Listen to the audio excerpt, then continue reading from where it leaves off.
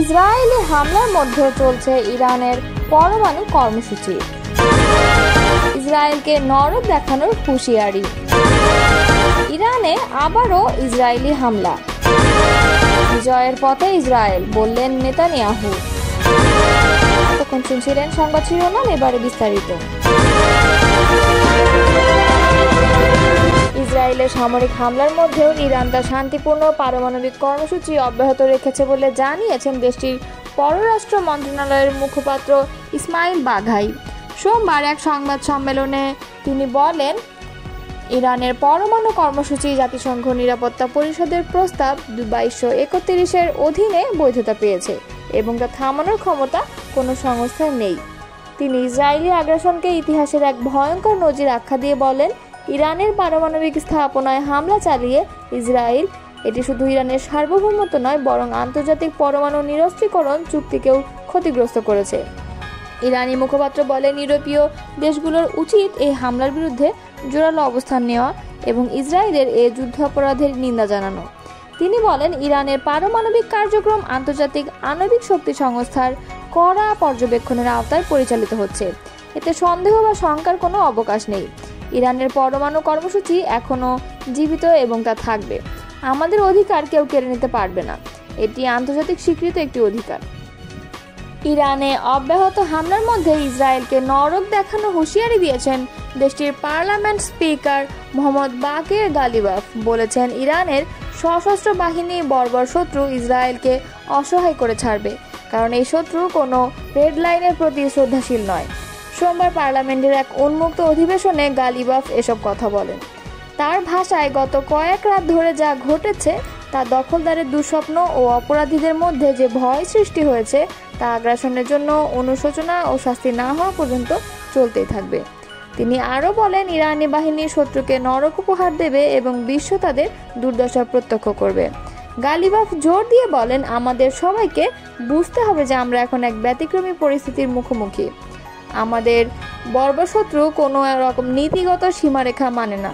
চূড়ান্ত বিজয় নিশ্চিত, তবে এ পথে চড়াই উতরাই থাকবে, এটাই স্বাভাবিক। এমন পরিস্থিতিতে বিভিন্ন জাতিগোষ্ঠী ও মতাদর্শের ইরানি জনগণ এখন ঐক্যবদ্ধভাবে সশস্ত্র বাহিনীর পক্ষে দাঁড়িয়েছে বলে উল্লেখ করেন তিনি।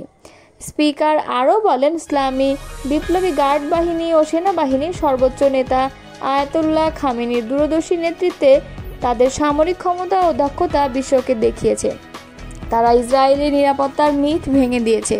তিনি এ সময় ঐক্যের আহ্বান জানিয়ে বলেন, শত্রুর হামলা একটি হাইব্রিড যুদ্ধের অংশ, যার কেন্দ্রে রয়েছে মনস্তাত্ত্বিক যুদ্ধ। বর্বর ইসরায়েলি শাসনের হুমকি আমাদের মধ্যে নতুন ঐক্য গড়ে তুলেছে। গালিবাফ জানান, শুক্রবার সন্ধ্যায় IRGC অপারেশন 2 প্রমিস 3 নামে প্রতিশোধমূলক অভিযান শুরু করে। এর কয়েক ঘন্টা আগে যুক্তরাষ্ট্রের সমর্থনে ইসরায়েল ইরানের পারমাণবিক কেন্দ্র, সামরিক অবকাঠামো এবং তেহরান সহ বিভিন্ন শহরের আবাসিক ভবনে ব্যাপক সামরিক হামলা চালায়। এই অভিযানের সূচনার আগে আয়াতুল্লাহ খামেনি এক টেলিভিশন ভাষণে বলেন, ইসরায়েলি শাসন ব্যবস্থা একটি নিকৃষ্ট শত্রু এবং ইসলামী প্রজাতন্ত্রের সশস্ত্র বাহিনীর প্রতিশোধের পর এটি অসহায় হয়ে পড়বে। এদিকে ইরানি সংবাদ সংস্থা তাসনিম জানিয়েছে, সোমবার বিকালেও ইরাক সীমান্তবর্তী ইলাম প্রদেশের মুসিয়ান শহরের পৌরসভার ফায়ার সার্ভিস ভবনে বর্বর হামলা চালানো হয়েছে। সংবাদ সংস্থা ফার্স জানিয়েছে, ওই অঞ্চলের একটি হাসপাতালেও বোমা বর্ষণ করা হয়েছে। দুটি সংবাদ মাধ্যমে ইরানের ইসলামী বিপ্লবী গার্ড বাহিনীর ঘনিষ্ঠ বলে পরিচিত। এদিকে হামলাকালে ইরানি বিমান প্রতিরক্ষা ব্যবস্থা ইসরায়েলের বেশ কয়েকটি ড্রোন গুলি করে ভূপতিত করেছে বলেও প্রতিবেদনে জানানো হয়। এই হামলার মধ্য দিয়ে ইরান ইসরায়েলের মধ্যকার পাল্টাপাল্টি হামলায় সংঘাত আরও চরমে পৌঁছেছে। তেহরান ও পশ্চিম ইরান জুড়ে বোমা হামলা এবং ক্ষেপণাস্ত্র হামলায় দেশটির নাগরিক অবকাঠামো ক্ষতিগ্রস্ত হওয়ার খবর আন্তর্জাতিক উদ্বেগ বাড়াচ্ছে। ইরানে আবার হামলা চালিয়েছে ইসরায়েল। দেশটির পূর্ব ও পশ্চিমাঞ্চলে এই হামলা চালানো হয়েছে। সোমবার ফার্স নিউজ এজেন্সির বরাতে আল জাজিরা এক প্রতিবেদনে এই তথ্য জানানো হয়েছে। ফার্স নিউজ এজেন্সি জানিয়েছে, পশ্চিম তেহরানের একটি সামরিক ঘাঁটিতে হামলা হয়েছে। ইসরায়েল এ অঞ্চলে সামরিক ঘাঁটিকে নিশানা করে হামলা চালিয়েছে। প্রতিবেদনে বলা হয়েছে, ইরানের গণমাধ্যমও পূর্বাঞ্চলে বিস্ফোরণের খবর জানিয়েছে। ইসরায়েলি সেনাবাহিনীর রাজধানীর কিছু অংশে হুমকি দেওয়ার পর এই হামলা হয়েছে। এর আগে ইসরায়েলের প্রতিরক্ষা মন্ত্রী হুঁশিয়ারি দিয়ে বলেন, তেহরানের বাসিন্দারা শিগগিরই এই হামলার মূল্য দেবে। ইসরায়েলি কর্তৃপক্ষ জানিয়েছে, ইরান রাতভর 100টিরও কম ক্ষেপণাস্ত্র নিক্ষেপ করেছে, তবে এর মধ্যে মাত্র 7টি ইসরায়েলে আঘাত হেনেছে। সামরিক এক মুখপাত্র জানান, ইসরায়েল ইরানের ওপর আকাশে আধিপত্য অর্জন করেছে এবং ইরানের 1/3-এরও বেশি সারফেস টু সারফেস ক্ষেপণাস্ত্র ধ্বংস করেছে। রয়টার্স জানিয়েছে, ইরানের ক্ষেপণাস্ত্র হামলায় এ পর্যন্ত ইসরায়েলের 24 জন নিহত হয়েছেন। নিহতদের সকলে বেসামরিক নাগরিক। অন্যদিকে ইসরায়েলের হামলায় ইরানে অন্তত 224 জন নিহত হয়েছে।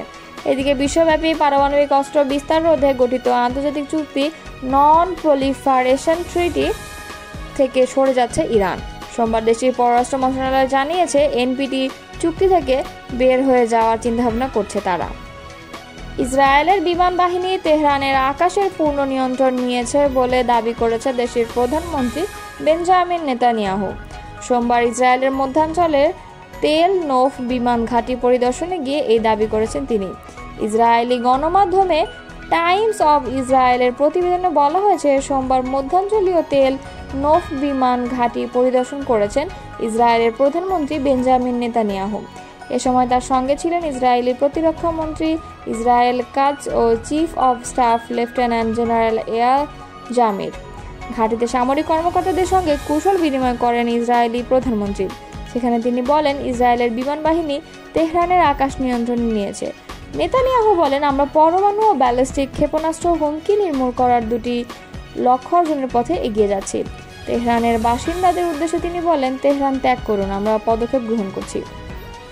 ইসরায়েলি প্রধানমন্ত্রী বলেন, তেহরানের আকাশ নিয়ন্ত্রণে নেয়ায় আমরা এখন সেসব লক্ষ্যবস্তুতে আঘাত করছি যা ইরানি শাসক গোষ্ঠীর। এর বিপরীতে ইরানের অপরাধী শাসক গোষ্ঠী আমাদের সাধারণ নাগরিক, শিশু ও নারীদের হত্যায় মেতে উঠেছে। তিনি বলেন, ইসরায়েল তেহরানের সাধারণ মানুষকে আগে ভাগেই রাজধানী ত্যাগ করার আহ্বান জানিয়েছে, কারণ ইসরায়েলি বিমান বাহিনী রাজধানীর নির্দিষ্ট লক্ষ্যবস্তুতে হামলা করেছে। বিমান ঘাঁটিদের সৈন্যদের উদ্দেশ্যে বলেন, আপনাদের ধন্যবাদ। সৃষ্টিকর্তার সহায়তায় আমরা ইরানের বিরুদ্ধে পদক্ষেপ গ্রহণ করব এবং সফল হব। আমাদের বিজয় না হওয়া পর্যন্ত এগিয়ে যাব। ইরানের স্বাস্থ্য মন্ত্রণালয় বলছে, শুক্রবার থেকে শুরু হওয়া ইসরায়েলি হামলায় এখন পর্যন্ত দেশটিতে অন্তত 224 জন নিহত হয়েছে। অন্যদিকে ইরানের হামলায় ইসরায়েলে কমপক্ষে 2 জন নিহত ও আরও অনেকেই